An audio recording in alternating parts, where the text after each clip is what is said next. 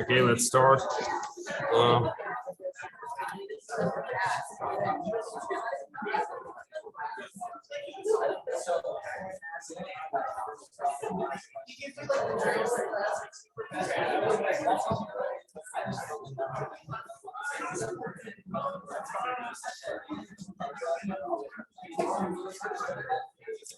Okay, so how was the homework? So we released the grades. Okay, question right away. I did. I just pushed them, but use the link from the previous lecture. It's the same slide deck. So how do you guys feel about the homework? You got the grades back and they seemed okay to me, but any comments on the Canvas later during the semester? Unless you, I mean, let us do the regrades, and then yeah, if you have a regrade question, so please post it right now. So there will be some window for the. Say again. Am I moving the grades to grade scope? No, not right now. I'm sorry. Like, say again.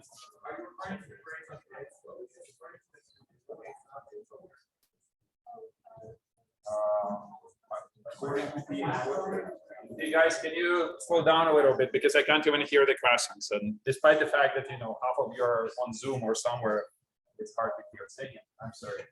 Sorry. So are you saying? Yeah.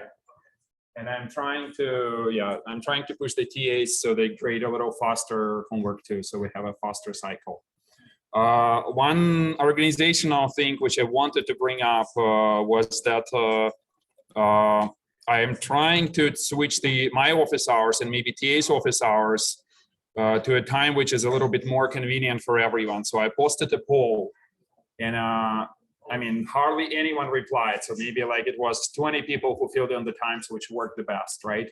So right now it looks like Friday. Let me quickly go here to on Piazza.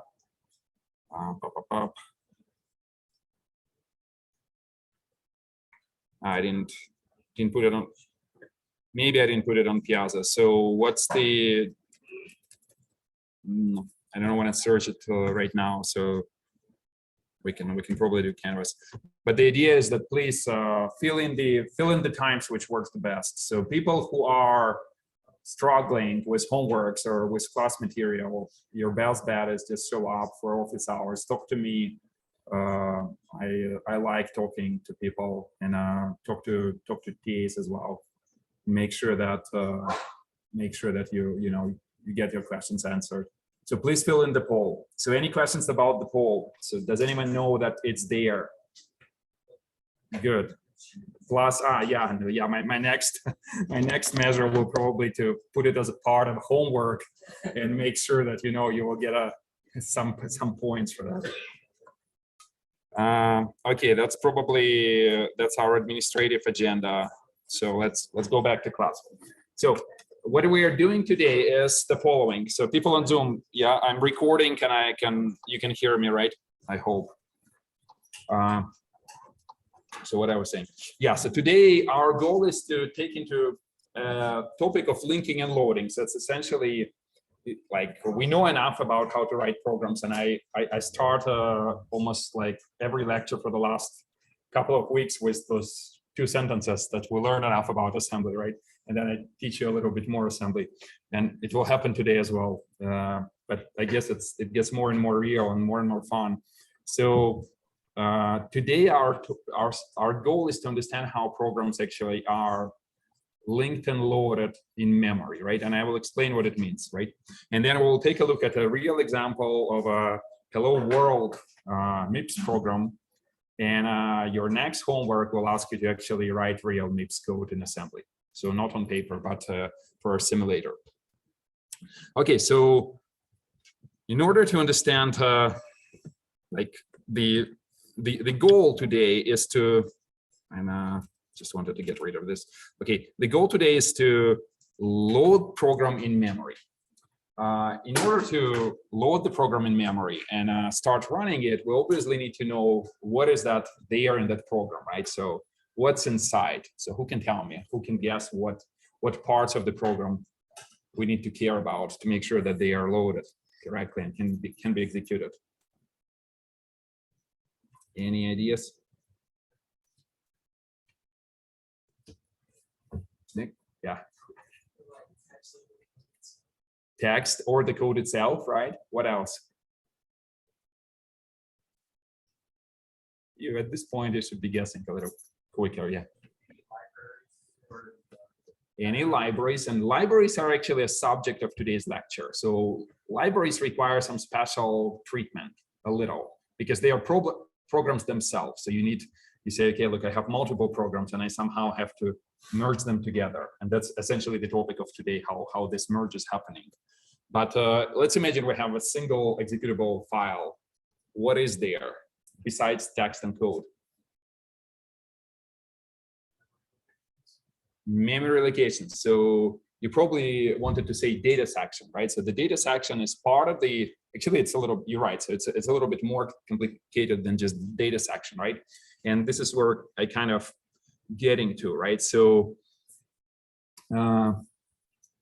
we understand the code itself, right? So it's kind of easy. And when you say memory locations for probably for variables, right? So here it kind of like splits it to multiple regions, right?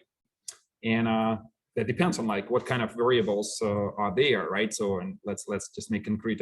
Let's just make this concrete in a second. But also we need stack, right? Because we agreed that in order to recall functions, in order to be able to return to the original call side, because functions can be called from multiple locations in a program, right? Or maybe called recursively, we need stack, right? And on the stack, we at least remember the return address, right? When we call a non-leaf function. When we call a leaf function, we don't have to save anything on the stack. But when we call a non-leaf recursive function, then we save the return address on the stack, right? And so this is roughly like 3 parts. And I mean, like this counting, I can't say that it's like canonical in any way, but like I will never ask you, okay, how many parts, right? But I just want you to understand that these are needed, right? And I mean, if you really get deep into the woods, maybe you will discover that maybe some additional tiny parts are needed. But this is kind of, even if you write a tiny operating system yourself in an operating system class, those will be like the 3 parts which you have to take care of, right? And space for variables, right? So remember, I keep bringing it back. So we have multiple kinds of variables, right? So there will be global variables, which remember they live in a data section. And people typically split the data section into 2 parts, one for initialized variables, and second, which are uninitialized or initialized to zeros, right?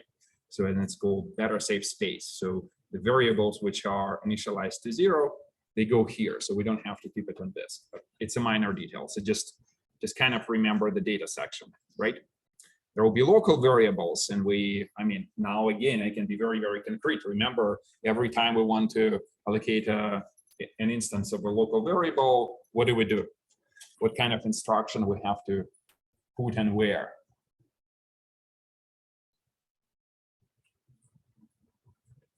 Do we remember examples of local variables?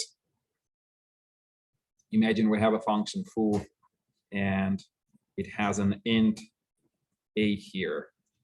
Maybe it's initialized to 5. And then the body of this function, right? So where do we allocate this a? Exactly. So we have to move the stack pointer. And so we do it with an instruction which, if this was your stack pointer over here, and you say this is the 0 address and this is the max address, and stack is growing downwards towards the beginning of the address space, you say, look, I will subtract 4 bytes from the stack pointer, so A will be allocated here, right? And when we exit the function, we deallocate space, right? So essentially just move the stack pointer back to its original location, right? And dynamic variables are living on a heap. If you do something like p equals new of some class, let's say C, right? this pointer, this class C, will be allocated in a region of memory, which is maintained by the operating system and the libraries which implement malloc, and this region is called heap, right? Okay, so if you take a look again at the address space organization, and it's this organization is taken specifically, I wanted to say, from x86 operating system, right? So, and x86 is a modern implementation of Unix version 6, which was there in PDP-11, like roughly 40 years ago. But there is a slight kind of x86 uses a slightly different organization just because it's easier to maintain. But this is the one which I was discussing right now. So, right, you have a text section here. This is the code of your program, right? And this is, I say, virtual addresses. We never talked yet about virtual to physical conversion, right? But we'll talk about it later in this class. It starts from 0, goes to 4 gigabytes. This is 2 to the power 32 minus 1, right? Then you have a process data section, right? This is your, let's assume this initialized and non-initialized variables. This is your heap, which is where you allocate space with malloc. This is my new C was here, right? And this is your stack, which goes towards the heap from the top of the address space, right? And this is your local variable character array of which contains world, right? And this yellow area is a little bit tricky. This is the area reserved for the operating system, right? So operating system is actually running somewhere here, right? And operating system itself is kind of a program, which when machine boots, when you power it on, then it takes over the machine after the bootloader, and it stays there, starting new processes, right? So when typically the first process which you start is something what is called init, and init typically starts shell, right? So when on my machine I run those dark screens, those are instances of the shell, although those were started quite a bit of time later because the original shell is not in a graphical mode. So here my GUI system is running, and then I start shells later. But essentially, when you go into the data center room or build your toy operating system, you typically will boot into shell. And shell is like a way to talk to the operating system and essentially give simple commands, right? So this is important that we understand that operating system is running in the same address space. Why is that important? Who can tell me? Yeah, go ahead. Well, you don't want to overwrite the operating system. You don't, so it's kind of protected. And on most operating systems, at least which we run today, although there are exceptions, if you try to do a write into memory in this yellow memory, it will trigger some kind of an exception, like a segfault. Or if you try to call a function here directly with something like JAL, jump and link instruction, and again it will result in an exception. However, what's important here is that you can invoke a syscall instruction, and syscall is kind of like there is a little bit of a machinery which is going on. So in practice it's an exception, and you have to understand how exceptions work, and I will not explain this in this class, so please join the operating system class. But think of syscall as kind of like a protected function invocation, which allows you to invoke a function within a kernel. So essentially, if the kernel implements some kind of a function like printf here, which can print numbers on the console, on that black screen which I'm showing. So the way to call this function is not directly with jail instruction, but with a syscall, right? There was a question. So yeah, go ahead. When you try to write, you get like a segmentation fault. Exactly, right. So typically it's configured. When I said there are exceptions, there are some very wimpy microcontrollers which you can find somewhere, like maybe like inside this device, there will be a microcontroller and a tiny operating system. It will be so rudimentary that it will be a piece of assembly. So but it might implement printf or something like that. I don't know exactly like this one, but I mean, if someone has a Google Nest at home, that runs a pretty advanced operating system. Like previous microcontrollers, like I don't know, 5 years ago, those AC controllers, they were running some very, very simple operating system. On those microcontrollers, there is no memory protection. So this, you can freely override the memory of on some of them, of the operating system kernel, which kind of like makes it less reliable. So it's easier to break into those devices if they accidentally are somehow connected to the wireless network or something like that. Another question. The hardware itself protects the operating system. Correct. So a great question is like, how is it protected? So when we do a load or a store instruction, right? Load word, store word, the hardware will check where the address is going. And sometimes it's just this crossing this boundary. It can be as simple like as this max address, which is accessible like to the user level programs. Sometimes it's more involved and it's implemented with a mechanism of page tables, right? And we will talk about page tables later, but it's in hardware. Why? It's possible to do that in software as well, but it's much faster to do in hardware. Any other questions? Okay, good. So we kind of got it. So like I'm jumping a little bit ahead with this yellow address space because we'll see more of it later today. So if I ask you a question, like again, back to these 4 areas, where do these areas come from? Meaning what comes from disk, what is created in memory by the operating system? What do you think? Like you have 4. Any? Yeah.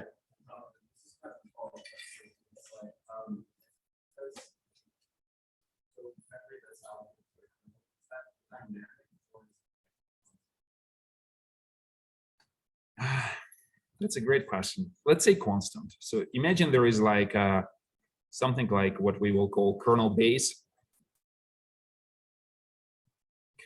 address, which roughly splits the address space in half. So this is like a 2nd gigabyte, right? And typically, for simplicity of the argument, let's assume that it's static, and it's really static in most operating systems which you run. On a 32-bit versions of Windows and Linux, the split was 3 gigabytes for the user, 1 gigabyte for the kernel. When we move to 64 bits of addressing, the kernel takes, because the address space is giant now, the kernel takes a chunk as well in the middle, and it's like the kernel decides where it wants to be loaded and then like loads the processes around it, right? So avoiding it. Again, like it's a great question, but you have to take, it's okay to ask, but again, operating system class will explain this in details kind of next after this one. Any other questions? All good? So, okay, back to this question. So these 4, where did they come from? I think from your disk, you need the process text and the process data. Correct. Yeah. So this will come from the disk, right? Because you actually have to store them, right? So this is actual program which you wrote, right? Saved it in the disk, in the code editor or whatever you're using, Visual Studio Code, or I'm using Vim here on my machine, right? So, but you save them, then compiler compile them, right? And then this binary, which is sitting here, this executable binary, has to be on disk because you coded it, you created it, and the compiler will compile it into executable code, and all the variables, global variables, will be initialized here, right? Agreed? So that's kind of logical. What about the other 2? So heap and stack. Yeah, they come from RAM. Okay, hold on.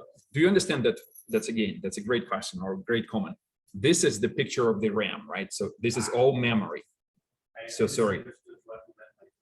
Right. So disk is a, like I made this kind of like cylindrical shape, which means disk in my drawing abilities, right? So, and that's a different device. So this is a drawing of a memory, so which CPU can address from 0 to 4 gigabytes. They come from the program. So what do you mean by that? I'm maybe a little bit confused. Yes.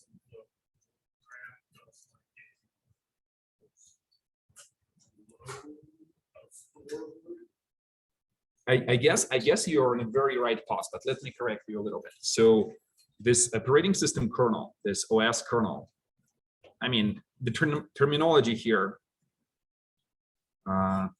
this is yellow is an operating system. I mean, everything is the operating system, like which runs on this.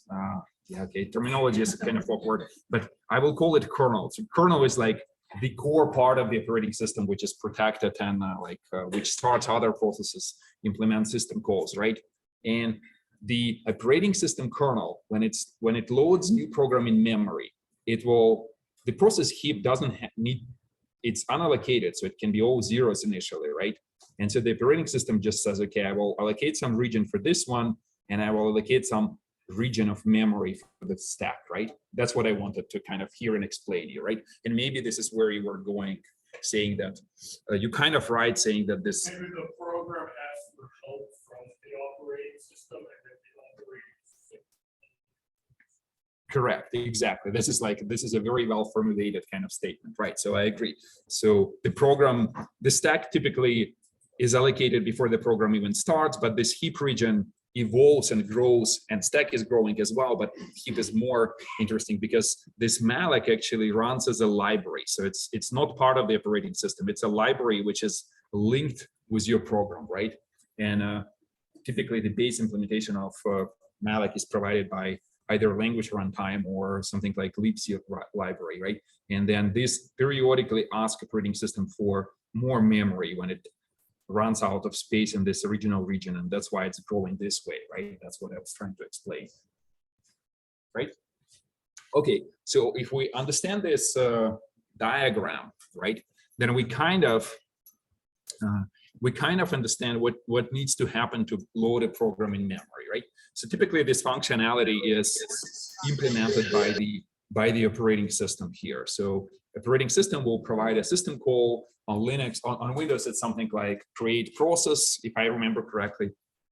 And on Linux, it's a system call which is called exec, which takes a file path to something like bin alas, right?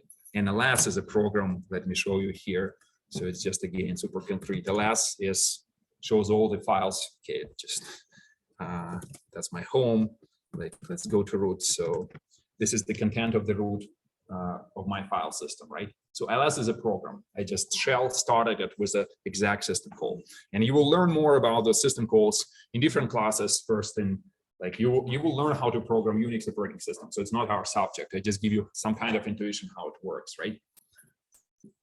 And this exec internally just essentially says, okay, I will like start allocating space for the process text. I will go to disk, read the program text from disk, copy it into this memory. We'll read the program data from disk, copy it into this region of memory. This one will originally empty, but I will remember where the free memories, which is right after the text and data section starts. And for the stack, I will initialize the stack pointer with this value. For example, stack will be growing this way. And at this point, I can kind of jump to the entry point of the program, which is roughly speaking main. But as we see later today, there is a little bit of code which executes before main, right? Does it make sense how it works at a high level? Any questions? Let me stop here for a sec. Or, is there like a standard for how much memory you need to start out with? Typically the operating system doesn't limit you. I mean, I don't know what real operating systems are doing, to be honest, but I think I'm right here. So this toy operating system, which is x86, which I teach in my class, it doesn't have a limitation on the size of the text and data sections. So like if your compiler, if you have a giant global variable, which is like array, then the data section is big. If you have a giant program, typically the program code is not large, right? So because it's literally like under a couple of megabytes, right? But a toy program like alas will fit in one, like in under 4 kilobytes. So, and a stack is typically reserved on all modern operating systems. Like on this toy one, we reserve just one page, 4096 bytes. Real operating system, I think the size of the stack is configurable, but roughly like 64 kilobytes. And it can sometimes dynamically grow depending on the language runtime. So some languages implement the growable stack, and some will crush you when you run out of space. Any other questions? Okay, so we got this. This is my loading slide, and this is kind of the main diagram for today. So right, so this is the life cycle of a program, right? So it starts as a file which you edit and something like VS Code, right? Then you pass it to a compiler, and compiler generates an assembly program. As sometimes, you know, modern high-level languages bypass the assembler and generate directly an object file, right? So, but typically, if for whatever reason you decided to first generate an assembly file, then assembler will generate something what is called an object file, and at this point, the object file which got from your program. Imagine that was main.cpp, for example, and this is like main.o object file. It gets linked with other library routines. So who can give me an example of a typical library routine which you used in the past? What will be in those libraries? Exactly. So standard input output in C++ is those fancy streams idea, but in C it's just a printf function which prints something on the console, right? So, and if you think about it, printf is reasonably, and even streams are reasonably complicated. You have to convert between floating point representation to like actual characters. So there's some division probably involved, stuff like that, right? And then you say, look, and I want to say like print only like 5 digits after the to the dot, right? So, and malloc lives here as well. Typically memory management, like for new and malloc, they live in those libraries, printf, so stuff like that. And anything what you want to link against. So for example, maybe you say, look, I'm building a web server and I want to rely on a very fast hash table, and I don't want to build it myself. I don't trust it myself. It's hard, right? So you might say, okay, I will link against like a standard implementation, whatever it is in C++, something from Boost or something from what else, like thread building blocks, TBB, right? Stuff like that. Again, I don't know how much. I mean, I'm a little rusty on C++, but this way. Right? So, and then this magical linker essentially says, okay, I'll take multiple object files and somehow merge them together and produce an executable. And this executable is ready to run. And typically it's even ready to run at a specific address. Like in my diagram, addresses started from 0, right? So you kind of, the linker link those programs to start from 0. On this MIPS, which we will cover today, this address is slightly different, but not too far away from 0 either. And then the loader is either part of this kernel yellow region. Essentially, remember I said, like when you implement an exact system call internally inside the operating system kernel, it actually like you read from disk, you do something with those data sections, and you place them in memory, right? So and end result here is a program in memory, and after that, the operating system just jumps to a memory location, which is the entry point, typically a label which is called start, and typically it's very close to running main. But as I was saying again, a little bit of code will be running before main, right? Okay, high level picture is clear. Any questions? Good. Okay, so let's go first step by step now. So let's concentrate on this assembler part, right? Because assembler, we're going to use it soon in our homeworks, right? So we have to at least have some idea of what's going on here. So assembler, as we've seen before, kind of provides you a way for a human to type programs which are very close to machine code. But you don't have to, like in your homework, I ask you, okay, can you provide an encoding of those instructions? It used to be done this way, like, you know, you really by hand had to provide those encodings. Then first assemblers were very, very handy because you can type those human readable letters, you can type labels, and you don't have to care about the addresses where the labels are, right? So you just, assembler just resolve them automatically under these, right? And also assembler sometimes provides some high-level constructs, like for example, this move. Move doesn't exist on MIPS architecture, right? it expands into something like addition of 0. And if you're moving from T1 to T0, right? So you say adding 0 to T1 will give you a value of T1 in a register T0, right? But it's a little bit easier to read it this way because if you read a program which says move, you just clearly, there is a semantical intent. It's just like copying from one register to another. There is no arithmetical logic involved, right? It's just a copy. It's a little bit easier this way. Go ahead.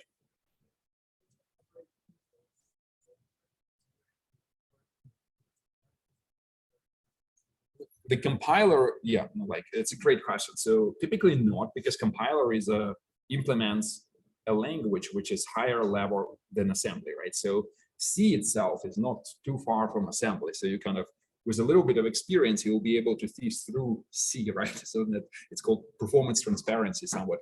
And then I can kind of tell you, okay, I like this for loop is those assembly instructions underneath, and typically you guess incorrectly, right? So higher level languages which have something like wrappers around data structures, like for example, union types, which say, okay, none or like a value, right? And then it has to, it's a wrapper. So like gets a little bit more, gets a little harder.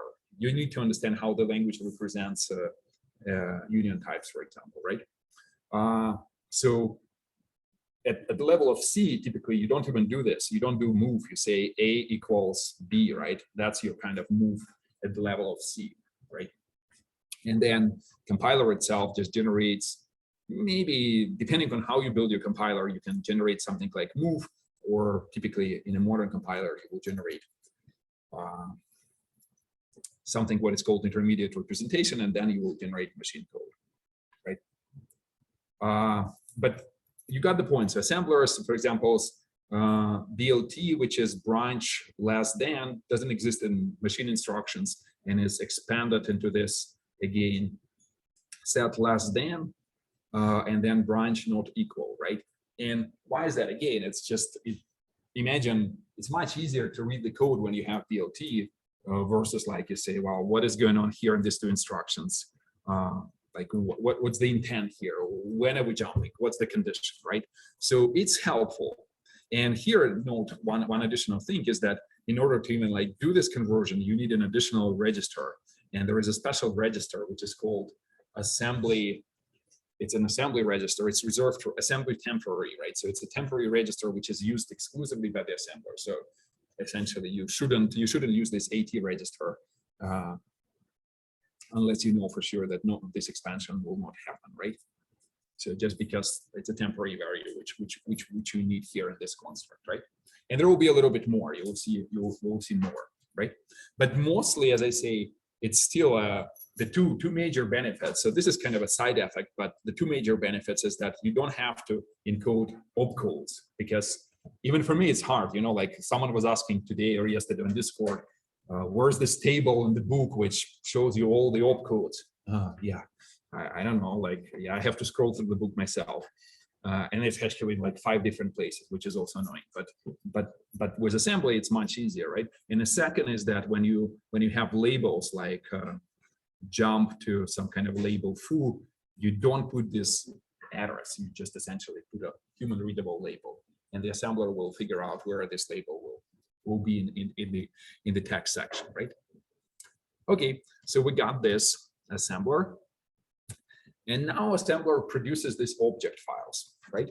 So, and what do you think those object files are? So what would we, if we were building the whole pipeline, like in the operating system class, what kind of information you would say you have to put in the object file to be happy, or to assemble everything together, or build everything together later on?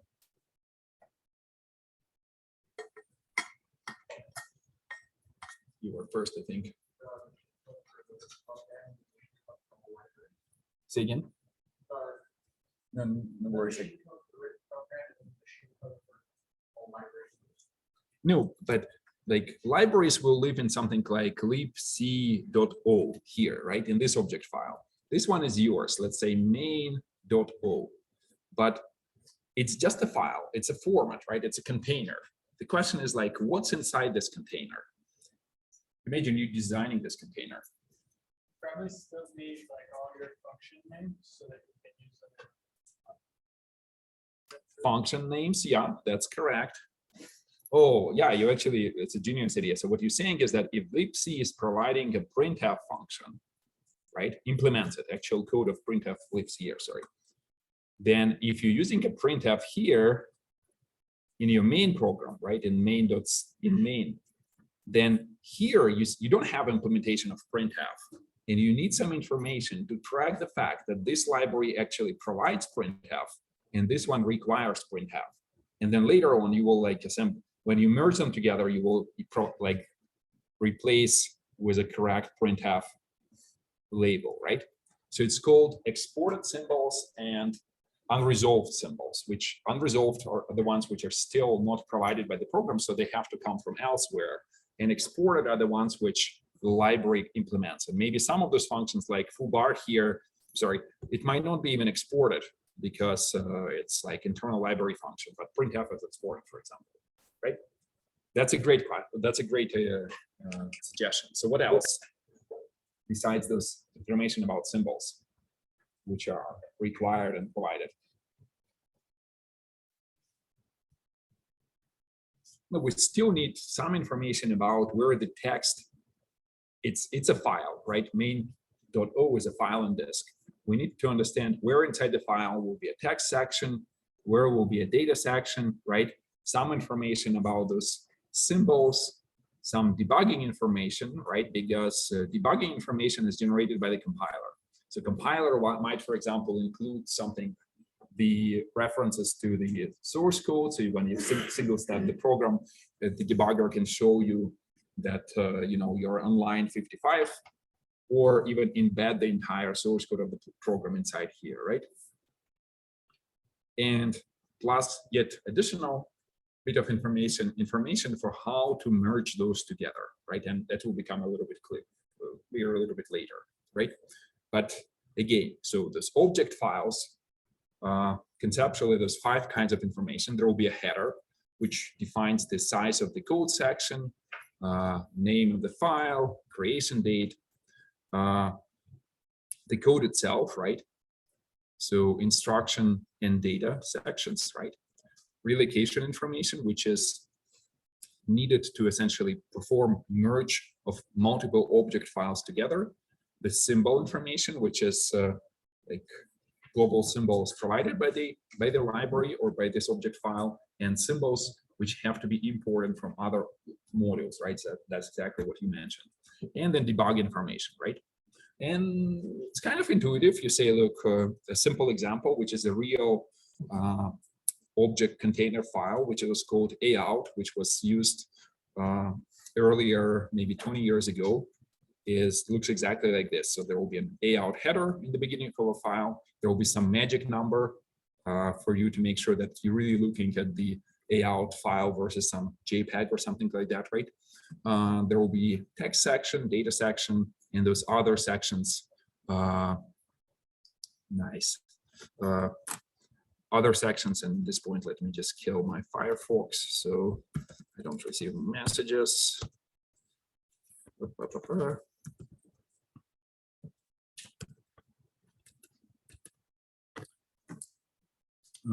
And this will be like relocation and debug symbols, right? The next step in our wonderful pipeline is essentially the linker, right? The job of the linker is to take multiple object files together and merge them into yet maybe another library, or typically into an executable file, right? So, and again, we kind of understand the high-level picture. So this is the program which you wrote, your main.c. It can contain maybe like 5 lines of code, right? There's a ton of libraries which typically provided by the language runtime or like common, like standard libraries in the operating system, right? And typically without them, it's hard to do anything. So if you want to get away without printf, you have to build your own printf, and it's painful, although doable, right? So linker is a piece of software which essentially allows you to merge multiple object files together, right? So, and conceptually, it looks something like that. So you provide as input a bunch of object files. Some of these object files come from static libraries, and some come from, they call them here shared or dynamic libraries. On Windows, it will be a .dll. On Linux, it will be .so, shared object file, right? So these can be like a dynamically linked libraries, right? And those are static. And you might provide some control scripts for the linker to do some fancy stuff. And you can provide some command line arguments to do, again, even more fancy stuff, but typically less fancy. And the linker will generate you either, typically will generate your executable file, but it can generate a different library as well, right? Along with some like debug information and information about how to relocate the file in memory, right? Again, I didn't explain what it means, but just bear with me for a second. So this is a high level idea. So if I ask you a question, why do you think we do this linking? So what's the high level advantage?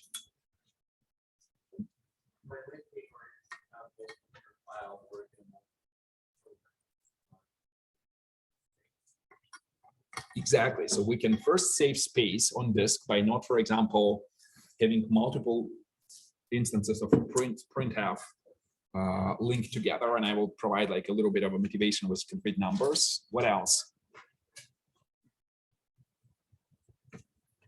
Yeah, like a different computer, you might have like different, like slightly different libraries for something. That's a good idea too. So sometimes you might have custom libraries because maybe you have some optimized implementations of matrix multiplication, for example, right? And they are, you link again them, the interface is the same as, let's say, multiply, which takes pointers to matrices and their sizes. But in practice, you know, one is using maybe a GPU device underneath, right? Right, and it allows us to kind of build those abstraction layers, right? So essentially, you don't have to be responsible for implementation of those efficient matrix multiplication libraries. So someone else does it for you, right? And you just link against it, right? And in general, this is a very powerful argument. So your hello world program on the surface looks cute and tiny, just one line of code typically, besides the main function. But really, there is a lot going on. Like even this printf, which prints the string on the console, right? So it has to be implemented somehow, right? So those are the main arguments, roughly speaking. So where's my slide deck? Slide deck is not responsive. What are we doing here? So modularity. There is another argument for efficiency besides space, which you mentioned, is code compilation, meaning that you might have thousands of object files. If you type in a source editor, you type just a couple of lines in one of them, you don't have to recompile all of them, right? People whoever built LLVM compilers or Linux kernel know that it's painful. It takes forever to build. Even it takes forever to link, to be honest, although you typically compile just a couple of files. But the idea is that you only have to compile this one file, and then everything else will be just really linked, right? So a couple of examples. So for example, this printf. So a typical program on a Unix system like mine, for example, has roughly 1,000 different tiny programs on arrival when I kind of get the system, right? So if you say, I'm not going to employ linking, you will have 1,000 copies of printf. Each program will have its own copy, right? So if I ask you a question, so what do you think, how big is printf? How big can this function be on disk? Hundreds of kilobytes? 104, that's a close guess, right? So this is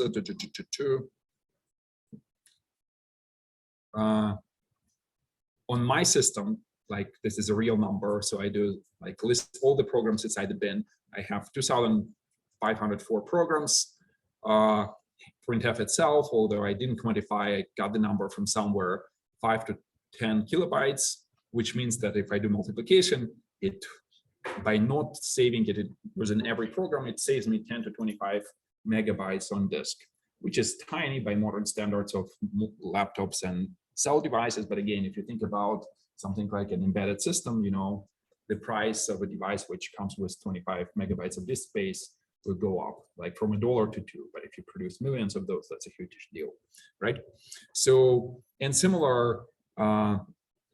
there are some not only disk space costs, because there is also idea of dynamic linking, which allows you to never link a program on disk, but link it right only when you start it, right? When you essentially create an image in memory, right?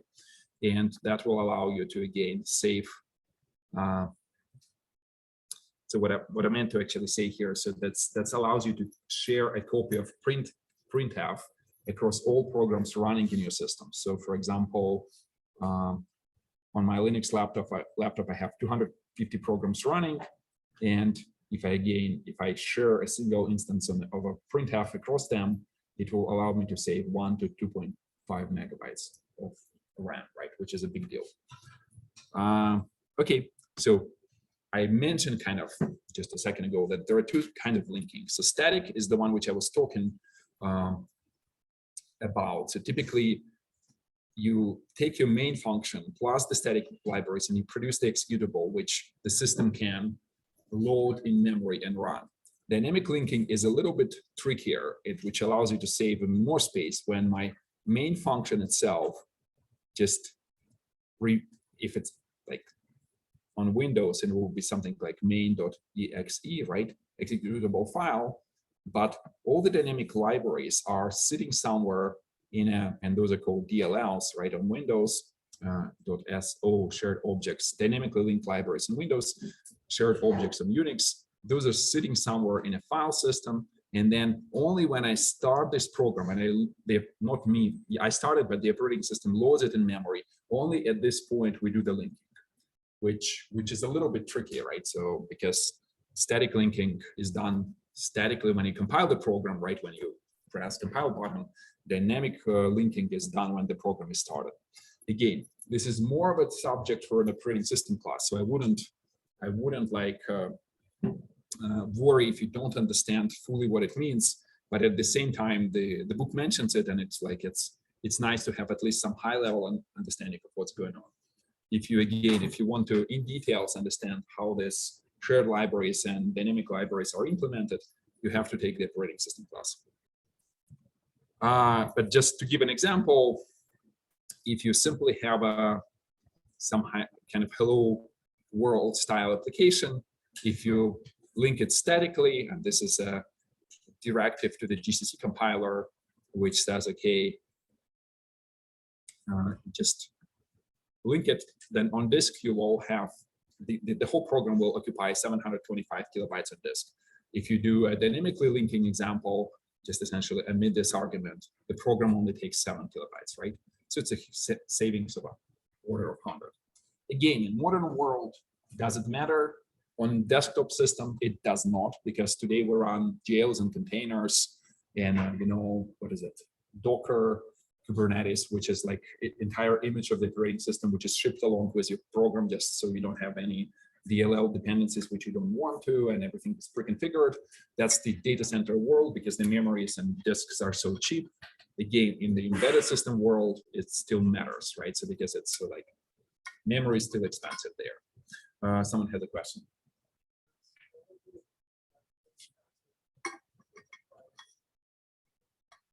The question is the statically linked library faster than dynamically linked library? It is a little.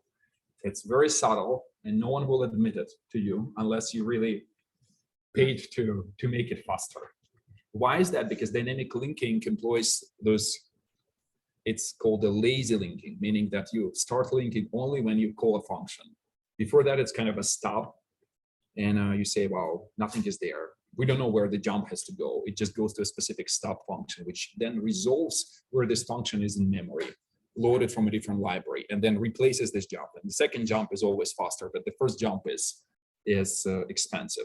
And the second thing is that the transition takes slightly more time, just because the invocation involves like maybe an extra jump and a couple of extra instructions.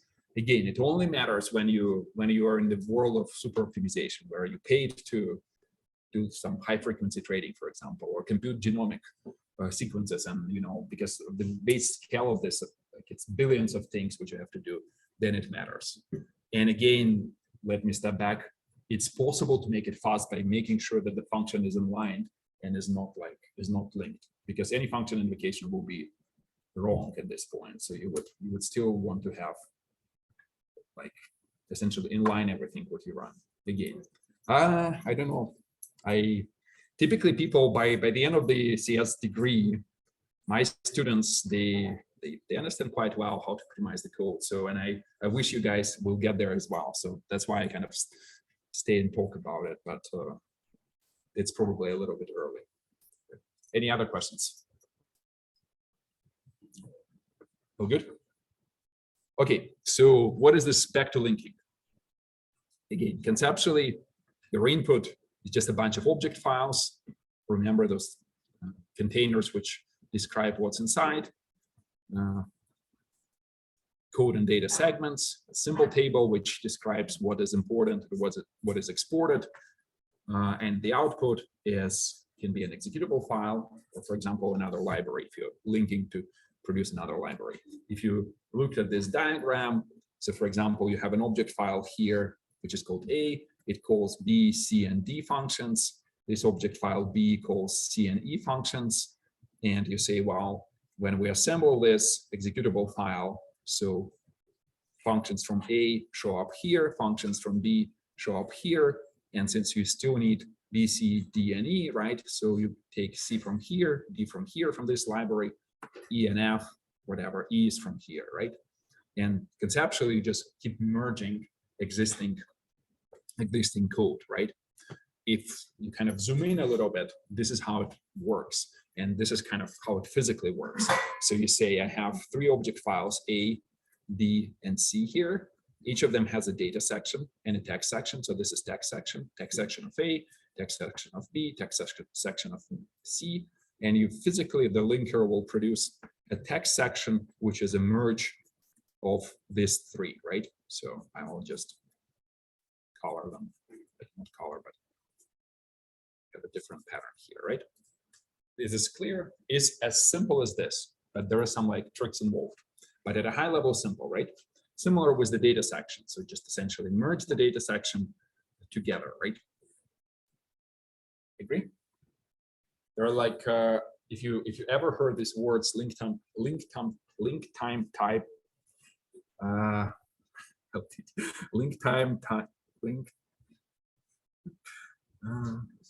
what's the right way to say it? Optimizations which are done at the time of linking. So for example, modern compilers can, even if there is a symbol foo here and you're calling foo somewhere from this text section, link type time optimization, so LTO link time, maybe LTO. So they can actually inline, but in my explanation, no inlining is happening. And there's even no machinery to do this inlining. The only operation which is happening is merge, right? Like in this diagram. So this is a primitive linker. This is how it was implemented 30 years ago, just because the linkers were relatively simple, right? But today, like compilers can do this link time optimizations, which are actually super duper powerful as well. So you have to take a look at them at some point, right? So, but again, merging, right? So not super hard. It looks again super duper easy again. So kind of, if we zoom yet again on the code section, module A occupies addresses because it was originally linked or compiled or assembled to run from at address 0, occupies space until address 600.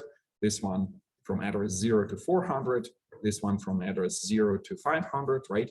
Suddenly you say, look, I will take this first 600 bytes or bytes from module A, then add a little bit from module B.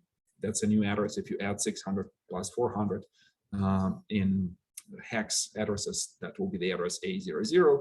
And if you add another 500 bytes, that's your address here, right? Simple. There is like one detail. What do you think needs to be done to merge the code correctly? Or what will go wrong, horribly wrong, if you just blindly copy one code at the end of another? Every jump starts to be wrong because it's going from like the text section to the data section. Exactly. So what you're saying is that imagine your text section like was originally compiled, sorry, to run from 0 to 600. Imagine your jump instruction was jumping to address, let's imagine for the sake of it, 400, right?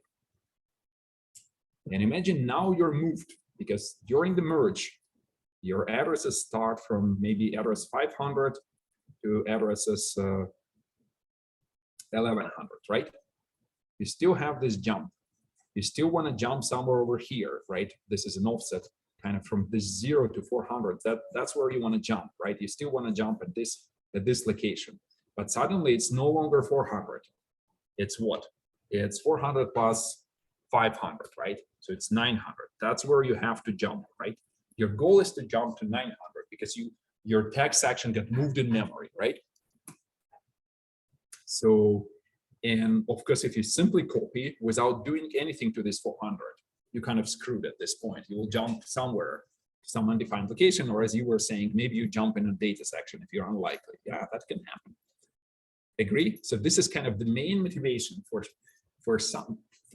the fact that something needs to happen. And this something is called the process of relocation. So essentially, you take all absolute addresses in your program and patch them at linking time, making sure that, okay, look, instead of jumping to 400, you will jump to 900. So besides jumps, what other instructions might be problematic, and why? What instructions will not be problematic? Yeah.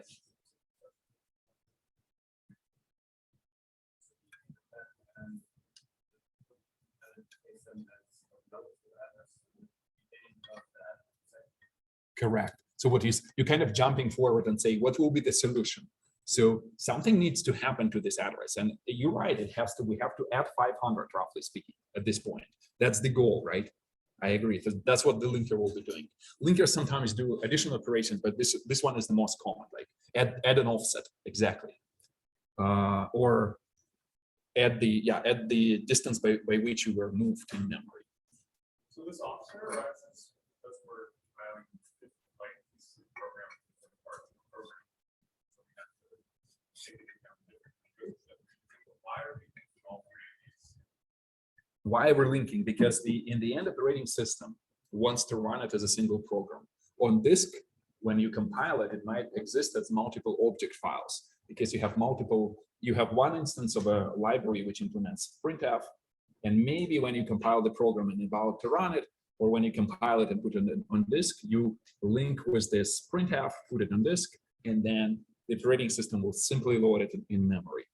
And sometimes this linking step is delayed, and like dynamic linking delays, and you only link when you already start running the program. So this linking is happening inside the program itself, but I don't want to get into those details. High level motivation is to save space and provide this modularity, meaning that you give me a library and I don't even know how you build it, like on your machine, but it's very, very fast, and everyone says it's very, very fast. They're going to link against it, and we'll get a very fast version of matrix multiplication.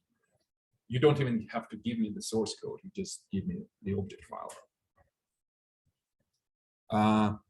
Remember, like my question was jump instructions like JL, J is problematic because it takes an address here as well. What else is problematic? Which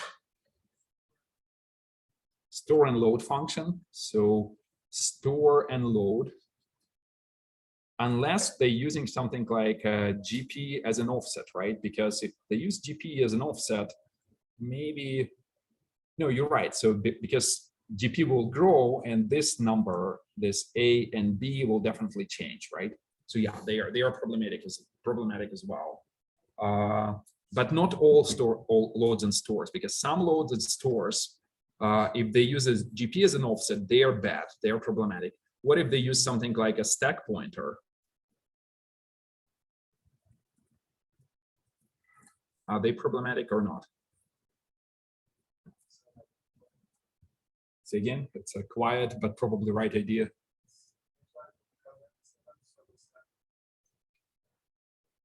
Exactly. So that's the beauty of it. So everything what is relative to the stack is not problematic because the stack will be initialized at runtime, and no matter where the operating system puts it, and no matter how many times you were this function was invoked, maybe you pass 10 as an argument, maybe and your loop just does it for 10 times, maybe you passed 100, but still the stack is always well formed. So if it's relative to the stack, then those guys are just totally okay, right? Those are bad. Those are bad. So relative to global pointer, jumps are bad, right? Because they use, not all jumps are bad, because look, branch when equal, right? Branch when equal, is it a bad branch or not? No, because remember it uses, you have two registers like maybe S0 and sorry, and this is S0, this is S1, and you jump to a label L1, which is an offset, right? Remember, we just covered the instruction encodings, and we know that this is just a relative offset from the next instruction after jump, right? So whatever, maybe it's 100, which means that we will jump to PC plus 4 plus, I will put 100 here, but whoever was working on homework knows that it's already 400, right? Because you have to multiply by 4 and shift by two bits, right? But those branches are non-problematic, right? So they can be anywhere in memory. And typically, remember, that was the whole reason that those branch when equal, they don't jump beyond the function boundary. You can create this code. It will be like, and then the compiler or assembly will pick it up and then will relocate this correctly if you jump. No, I think actually you cannot. So this label will always be visible and local to you. So you cannot, I don't think you can put a label which comes from another object file here, right? So that will not be allowed. Okay, so got the point, kind of high level. And I don't want to go through all kinds of instructions. Maybe I will create a table for the next time. But really, this is the high level. So everything what is relative can stay. Everything what has an absolute address, be it a load or a jump, has to be relocated, right? Or like you say, we need to add an offset and make sure that we now go to a correct address in memory, right? Good? Yeah.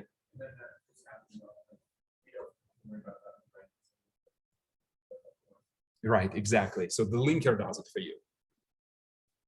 Okay, so, and just to make this concrete, let's make a slight detour. And this is where we start looking at the real assembly programs.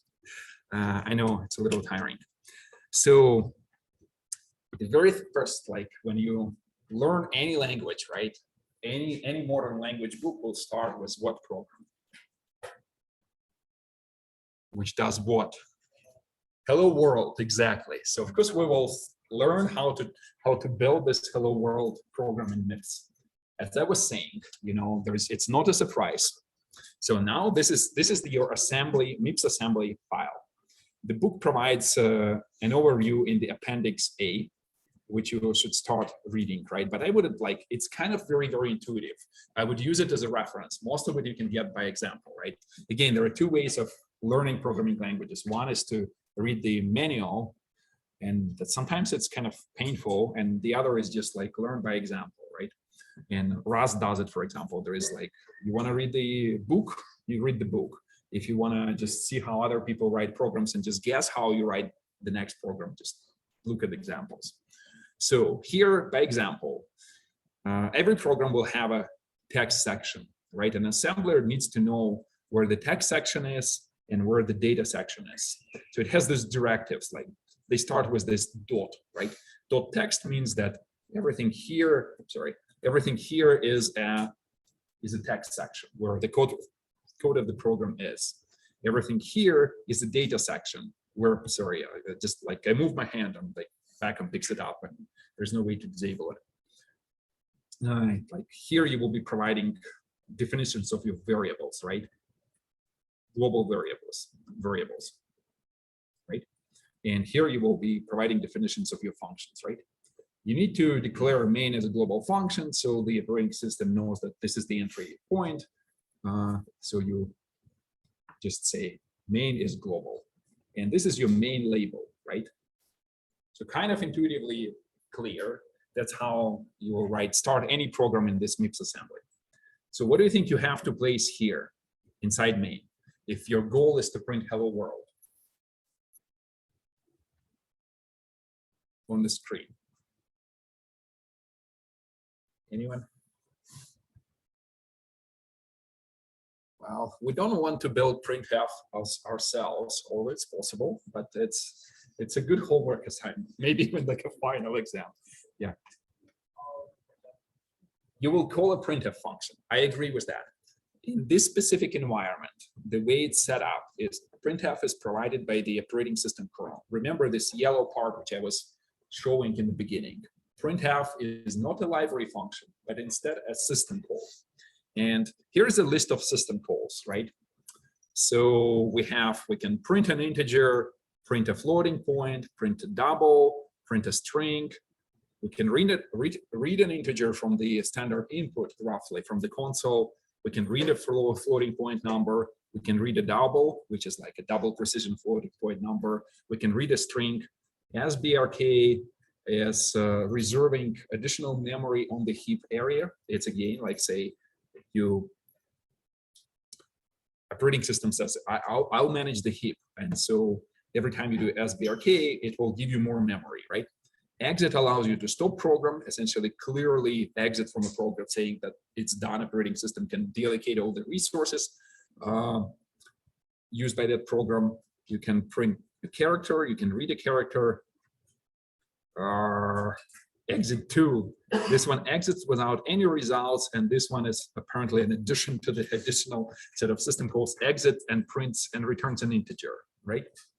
So you say, okay, well, kind of awkward, no files, nothing, right? They will not deal with files or anything like that, but enough to kind of write simple programs, right? And you can print something on a screen and you can read something from the user input, right? How do we invoke the system code? System calls. So the calling convention is slightly different. So syscall will be invoked with a special syscall instruction, right? And on real machine, it will trigger an exception and the operating system will handle an exception. Here inside the simulator, it will just transition immediately. And no, actually, I think everything will be simulated. If you want to say which system call you want to call, for example, you call, since we are printing a string, I would guess, right? So it's hello world. You place 4 in the register V0.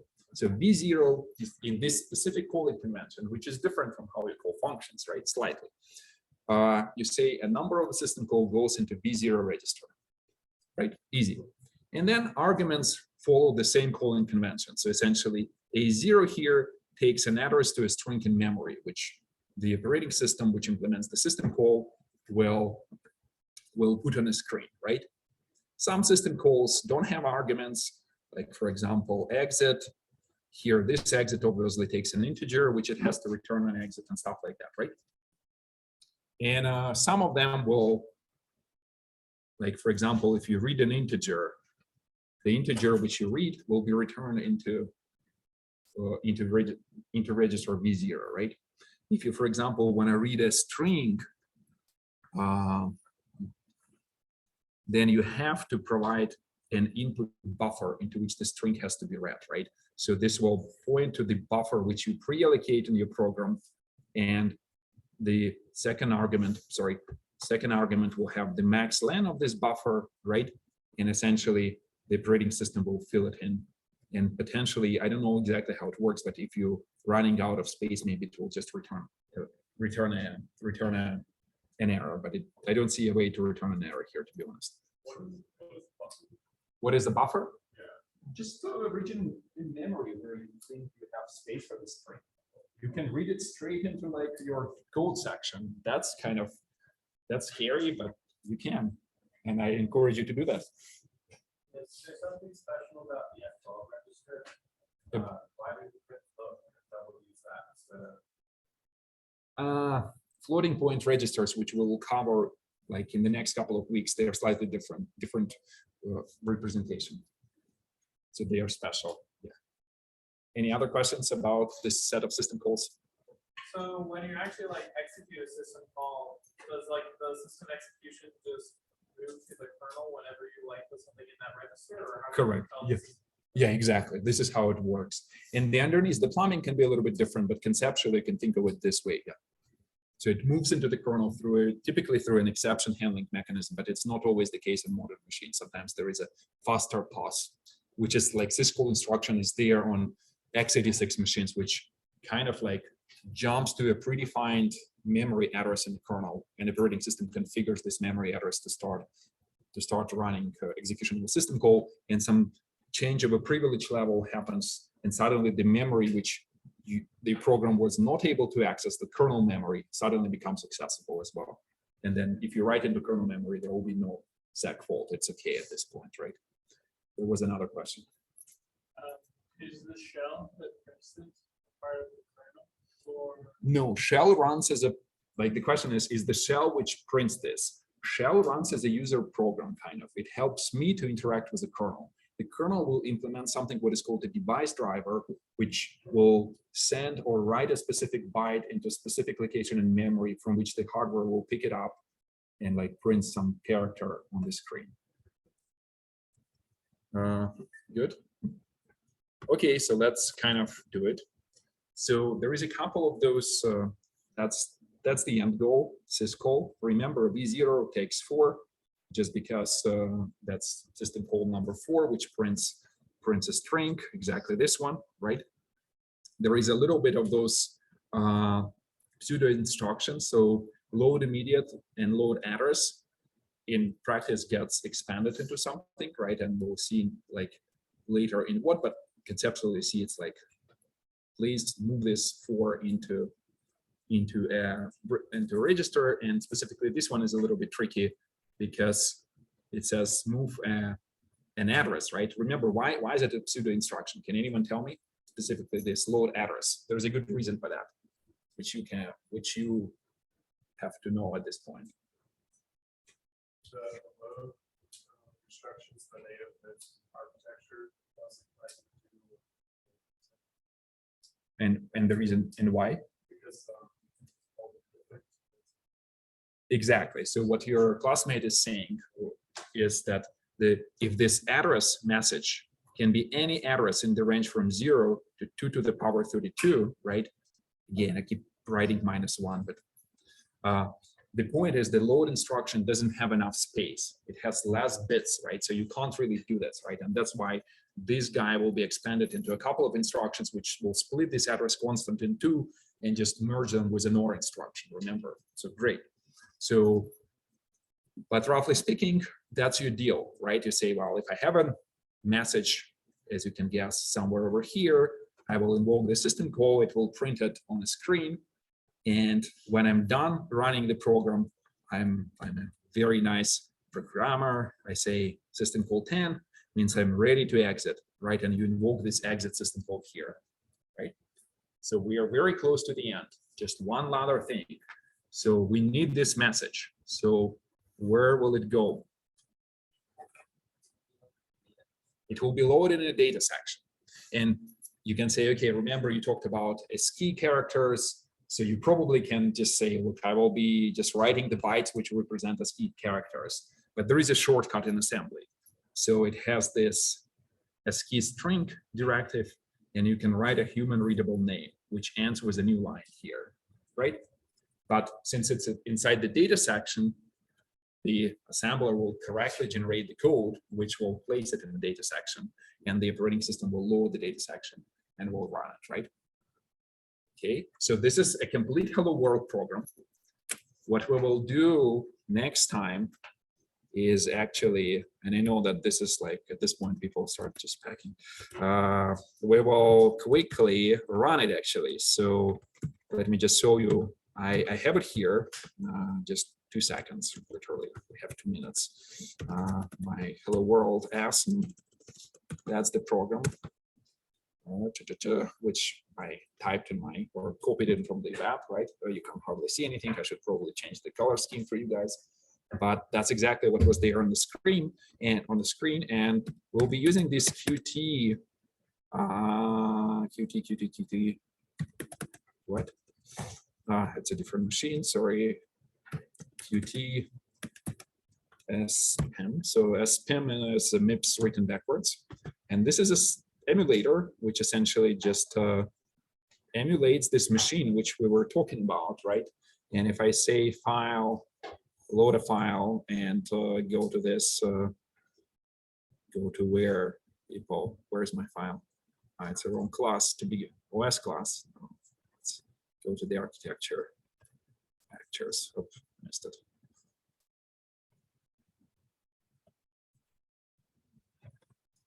Then this machine allows you to essentially execute it step by step. So there is a single stepping, and we go. There is a little bit of text which I explain how it runs next time before main, but this is the first instruction of your main. And at some point you invoke the system call here, and it prints you hello world. And we'll take a look at details how this actually works next time. And watch out, like by the end of this week, the homework will be to start running MIPS programs. So we will sit a little bit on this simulator. I explain how it works next time, but if you feel like start using it, go for it. Thank you. Specific,